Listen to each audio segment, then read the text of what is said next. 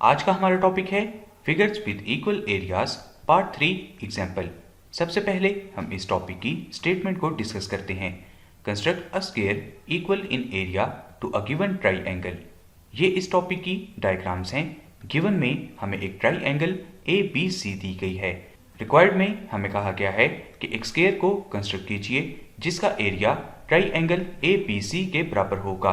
Construction में हमें कहा गया है कि लाइन पी ए क्यू को ड्रॉ कीजिए जो कि लाइन सेगमेंट बी सी के पैरेलल होगी।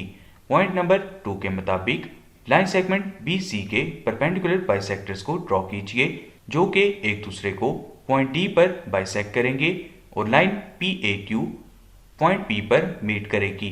पॉइंट नंबर 3 के मुताबिक लाइन सेगमेंट सी क्यू और लाइन सेगमेंट पी क्यू को ड्रॉ कीजिए जो कि आपस में परपेंडिकुलर होंगी और एक दूसरे को पॉइंट क्यू पर मीट करेंगी।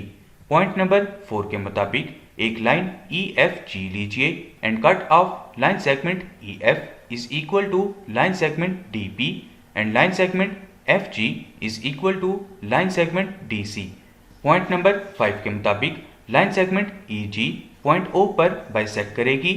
पॉइंट नंबर 6 के मुताबिक ओ एज ए सेंटर और रेडियस लाइन सेगमेंट ओ ई के मुताबिक एक सेमी सर्कल को ड्रॉ कीजिए। पॉइंट नंबर 7 के मुताबिक पॉइंट एफ पर लाइन सेगमेंट एफ एम और लाइन सेगमेंट ई जी को ड्रॉ कीजिए जो कि आपस में परपेंडिकुलर होंगी और एक दूसरे को सेमी सर्कल में पॉइंट एम पर मीट करेंगी। पॉइंट नंबर 8 के मुताबिक with line segment F M as a side हम अपने रिक्वायर्ड स्क्वायर यानी एफ एम एन आर को कंप्लीट कर लेंगे। So this is the lesson of this session.